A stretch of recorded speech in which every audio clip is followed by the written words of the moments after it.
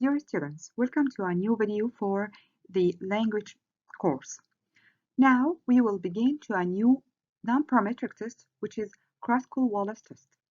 We already in the chapter take 5 other non-parametric tests that these tests used when we can't apply the parametric test and the case is not normally distributed. So we should use another tests to get our hypothesis. Now we will use the Kruskal-Wallis test.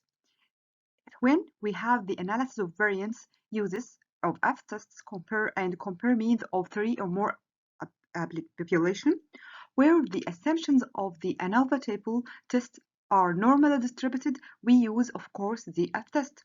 But if it's not normally distributed and assumption can't be met, what we can do? In this case, we use the Kruskal-Wallis test. The Kruskal-Wallis test, sometimes called H-test, because we apply H formula for it, and can be used when we compare 3 or more means, instead of the F-test in the case of the parametric tests. In this test, we have samples, maybe 3 or more, but each sample size must be 5 or more. Inside each sample, so we have 5 or more variables. Now, we can't apply the test for no more than 2 samples or more, but inside each sample, we have sample size 5 or more. In this situation, the distribution can be approximated to a chi-square distribution with k-1 degree of freedom. So when we get the critical value and the tabulated value for the Kruskal-Wallis test, we use chi-square table, and we use a degree of freedom k-1, where k is the number of groups, number of samples that we have, number of samples, not the sample size. It's different. Please concentrate. This test also uses rank inside it. So we will use the tables for chi-square and degree of freedom k-1, and we will rank our samples in this test.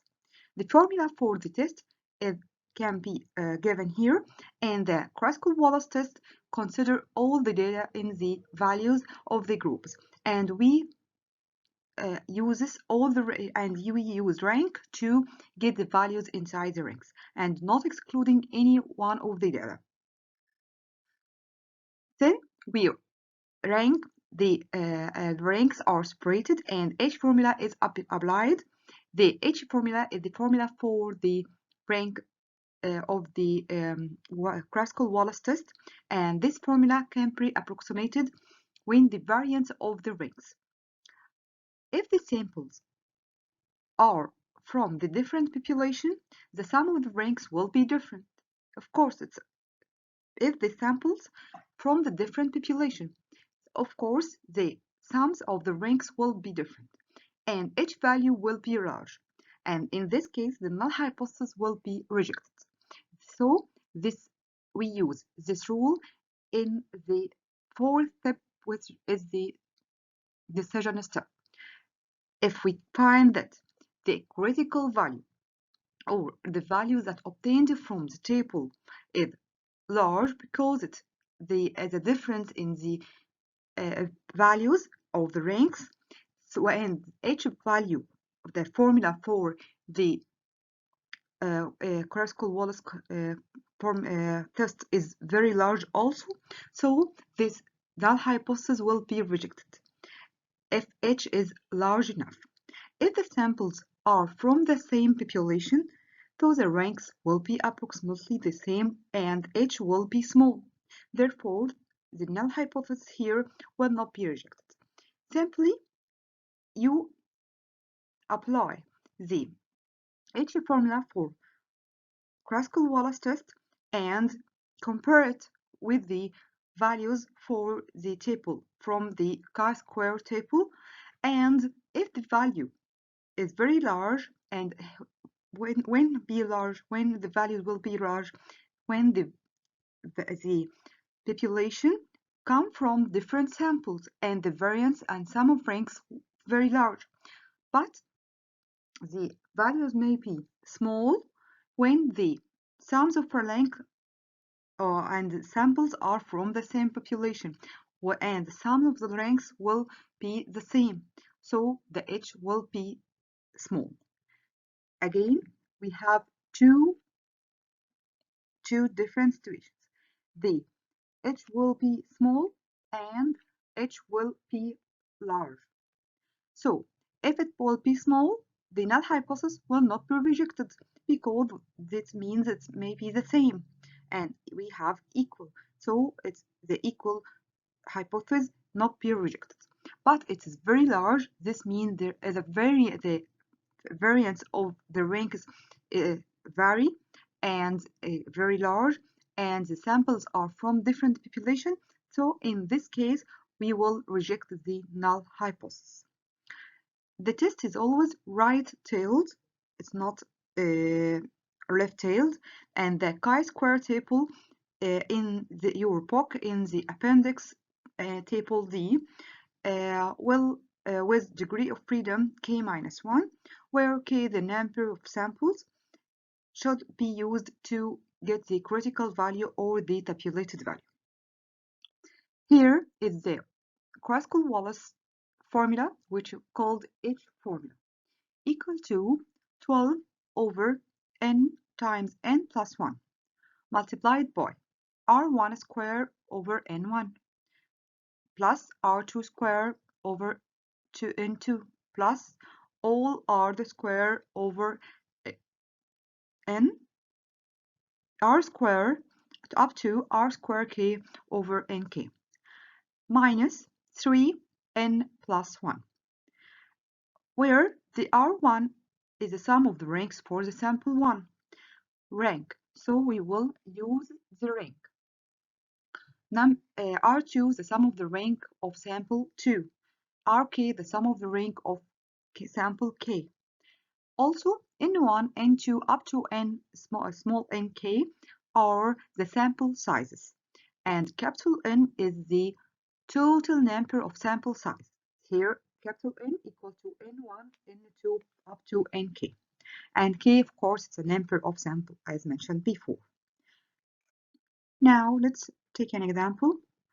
Milli-equivalent of potassium in breakfast drinks.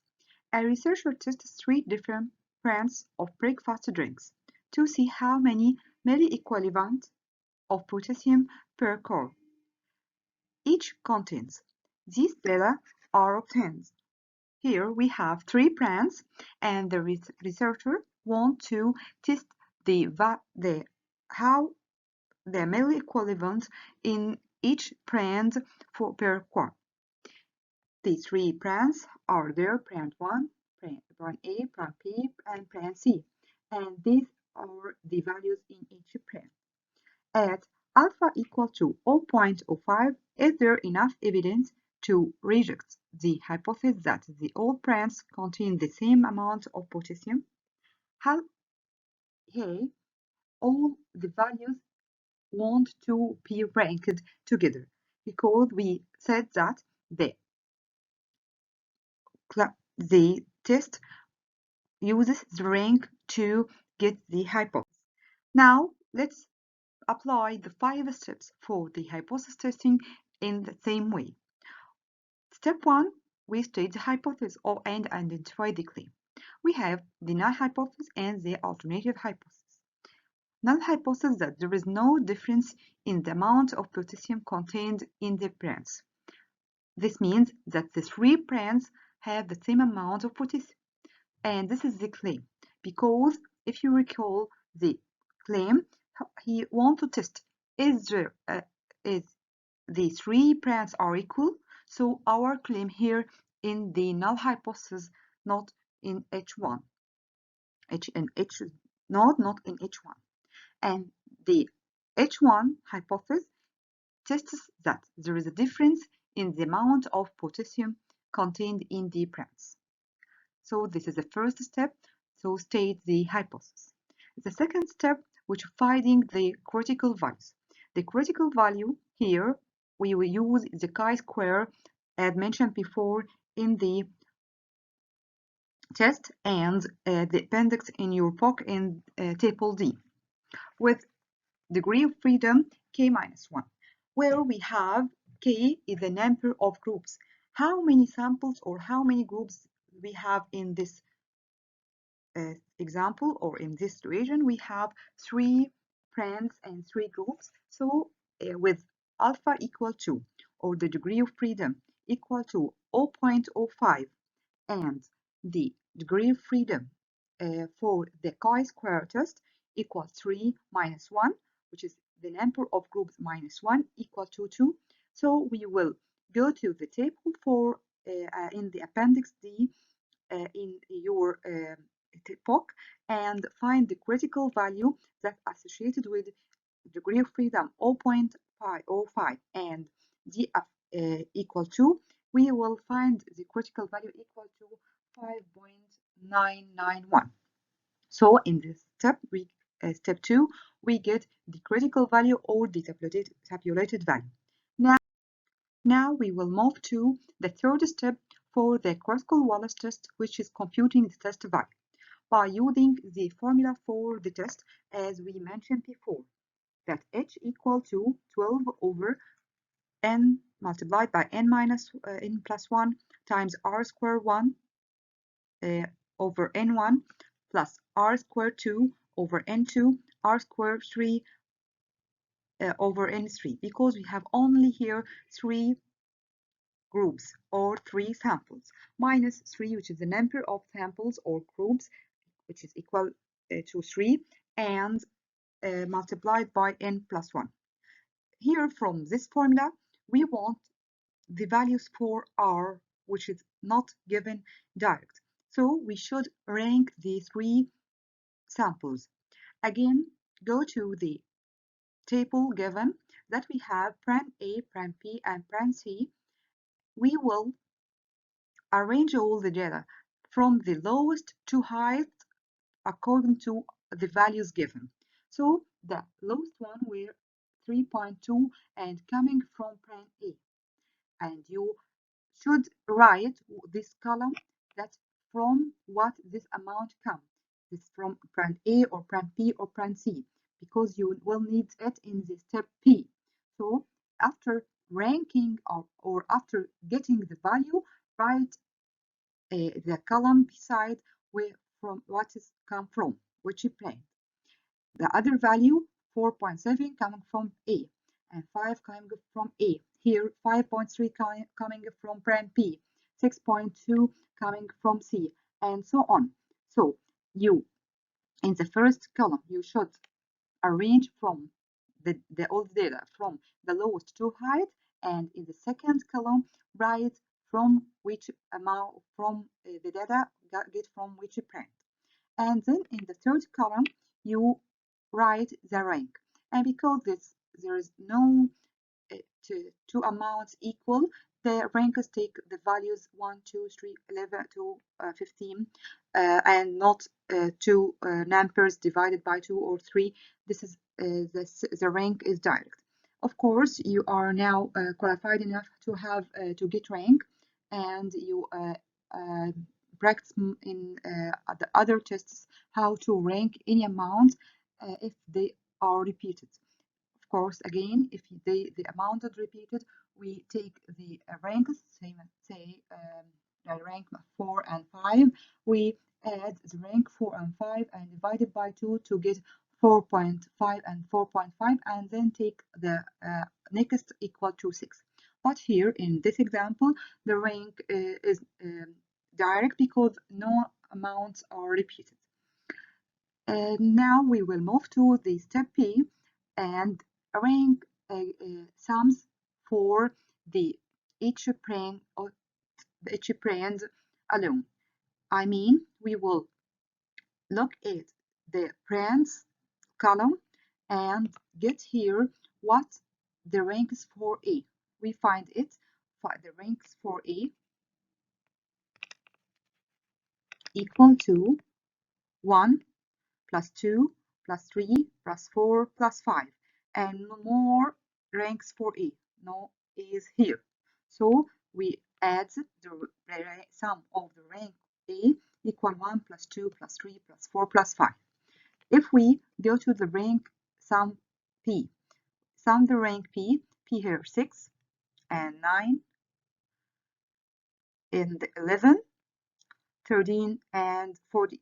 So the brand P, the sum of the rank equal to 53. Finally, brand P, sum the ranks for brand P. We find it's 7 plus 8 plus 10 here, 7 plus 8 plus 10 plus 12 and finally 15. So the sum of the rank 3 equal to 52. Of course, each brand have 5 values inside or 5 variable inside, so we have 5 in each summation and the total of sum of the each ranks are given here. Now we have the values for the ranks. Just substitute in the H formula or the formula for Crooksville-Wallace test.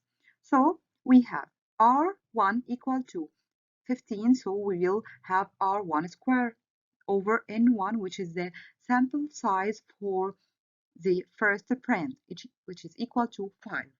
And R squared 2, R2 squared equal to 53 squared over the sample size N2, which is equal to 5 also.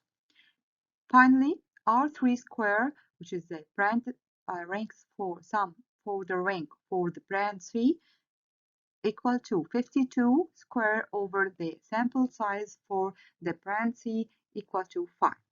Minus 3, which is the number of groups or K.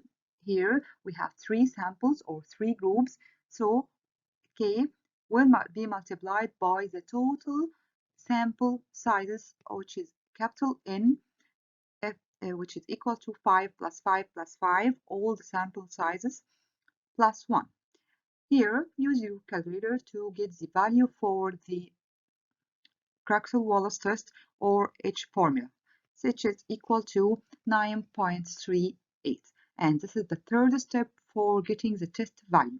Now we have in the second step a tabulated value, and in the third step a calculated value, and in the fourth step we will make our decision upon these two values. Since the test value here 9.38 is greater than the critical value, the decision is to reject the null hypothesis. Because the calculated value is greater than the tabulated value, and we will reject the null hypothesis, and that this means that there is enough evidence to reject the claim that is no difference in the amount of the potassium contained in the 3 brands. Here, the Crooksville-Wallace test is very easy test. It have less step than the Wallace test. Please practice more for this test, and you have here another example. Solve it and practice more in your book. You have many exercises on this type of situations and problems. You can easily apply the formulas and take more qualifications when you study yourself, not just look to a solved example. Please try to answer yourself. You are doing research on an article on the waterfalls on our planet. You want to make a statement about the height of waterfalls on 3 continents. The 3 samples of waterfall height are shown. So we have 3 samples with the different values. You now will rank them and get the tabulated value from the appendix D in your book, and get the calculated value from the Wallace Crooksville test, and then compare the 2 values and get your decision. But there are about questions on the here on this situation or this example before you start to apply your test. The questions is, what's the questions you are trying to answer? What is the non-parametric test is used to find the answer. What are the hypotheses? And select the level of significance and run the test. What is each value? What is your conclusion? What is the corresponding parametric test? What's the assumption you need to make your conduct test? Here, these questions may be not for testing the hypothesis in the data. You will, after answering these questions, begin to get your answer about the hypothesis testing and applying the test. These questions from 1 to 7 just for studying and how to apply the concept for the test, not for just applying in the rule and getting the values, just to how to make a sense for the test and get it that how to conduct the test, not how to apply the formula. So after answering the questions from 1 to 7, try to solve it by using the steps of the hypothesis testing. Thank you.